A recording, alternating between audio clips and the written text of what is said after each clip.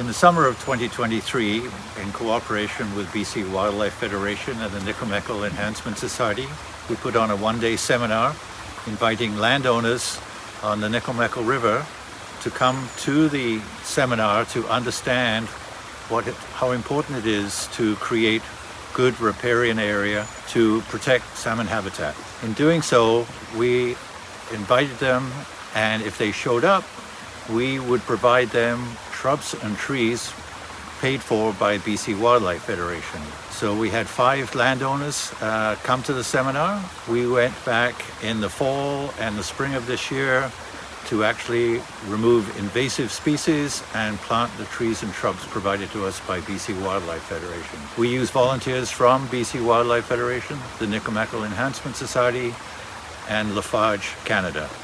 It was a tremendous event, and I think you'll see future works in place to carry on this very important restoration of stream work on the Nicomekl. So the advantage of this program was to not only provide protection for the salmon during the summer months when the heat is excessive, it provides cover from predators, but it also works with bank stabilization as heavy rains come down and wash out the banks. By planting whips into the soil, we have bank stabilization. It also helps keep the invasive plants from not growing too badly. And the whole aspect of this is to improve the biodiversity of the river system. And we intend to do this as long as we can, as long as we have support from the landowners and BC Wildlife Federation. We find it such an important part to keep the ecosystem going, the Nicomekl River. So hi, I'm Rebecca. I'm a landowner and happen to have the wonderful opportunity of living on the upper Nicomekl River. We own a farm, my husband and I own a farm, and we're very interested in practices that support the environment. So one of the I think really great things that happened to us last year is we found out about a workshop that was supported by the BC Wildlife Federation and Nicomekl Enhancement Society. So my husband went to it. So there was a bunch of information provided. It was a really great day. But one of the huge benefit to us was that there was also an opportunity for people to come and look at our river, the riparian area, and actually help support removal of invasive species and planting of native species. And so we participated in that program. That was supported by the Langley Environmental Society as well. So we had kind of this group of people come, volunteers who removed invasive plants and planted native ones. And well, you can see the place looks great. I'm really excited about it. And I really appreciate how much support we've been given in advancing this really important environmental initiative. So another thing that we were able to benefit from was the Farmland Advantage program. Because we are a farm, we were able to get some grant money to support a couple of riparian protection initiatives. One of the ones I'm extremely happy about is some of the fencing that was supported, and so we put some fencing in. It's over here. It looks great. Keeps the animals out of the river. Keeps the people out of the river. So really happy about that. And also that program provided some of the plants themselves, paid for some of the plants supported by LEPS and the other organizations. So just want to say how much I really appreciate the support that we've been given as sort of new landowners and new farmers in trying to start with our foot in the right place and making improvements in ways that are environmentally acceptable. My name's Larry Gunn. I live on 228th Street, and the Nicomekl Creek runs through my property. I've been here for about 40 years now. A couple of years ago, I became aware of the Nicomekl Enhancement Society, and they had a couple of training seminars. So I attended them, and at one of them, they talked about erosion on the creek and the fish habitat. And I got talking to them, and they had a program where they would come out and get rid of some of the invasive species of plants and even plant new plants to enhance for fish life.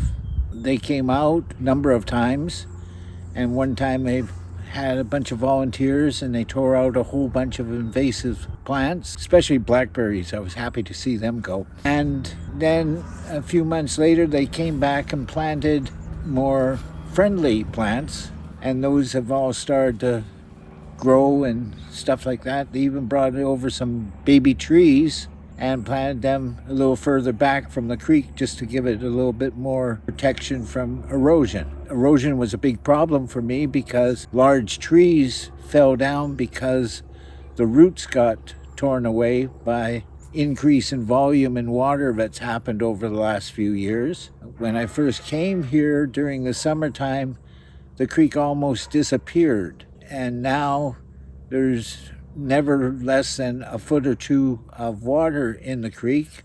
When it floods or gets really bad, it can get up to 6 or 7 feet deep. So we had previously had flooding on it, and between the Enhancement Society and the municipality working on stuff upstream, they've gotten that a little bit more controlled, and we're happy about that.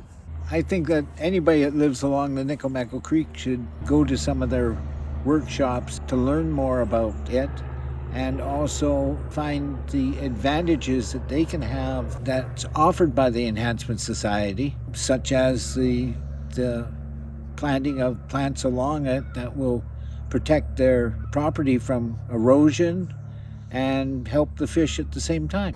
My name is Gavin, and we live just north of Fraser Highway, and we're the upper reaches of the Nicomekl Creek. Okay, so Nina was the coordinator organising the workshop group to come in and remove the invasive, and I think the first day was about 8 people. 16th or so of February was the first gathering here, and I believe 5 hours we had about 90% of the invasive out from the creek area. And then 10 days later we picked up the plants from the Salmon Enhancement Society on 232nd, offload them at our place, and then I think over 3 days got a group of people together for planting, and it's all looking pretty good. Spirea, the glossy spirea that we planted, and I can see it's really taking off. It will over time overcome this reed canary grass. So this will grow tall, and it has flowers. It flowers at this time of the year, so next year you should see. Yeah, they like water. These plants were only about this tall, weren't they? And look. Yeah. This ocean spray is a lovely drought-resistant plant. It's going to grow quite tall and produce in future more plumes of creamy flowers. I think one of the problems is that the erosion from the Nicomekl Creek on the banks. We've just gone and inspected all the planting that we did in March. I was impressed at the dogwood and willow whips that we planted around where the erosion was on the creek has really taken off. So I think if any landowner that has property on the Nicomekl River, I'd highly recommend going with this program and replanting for the future.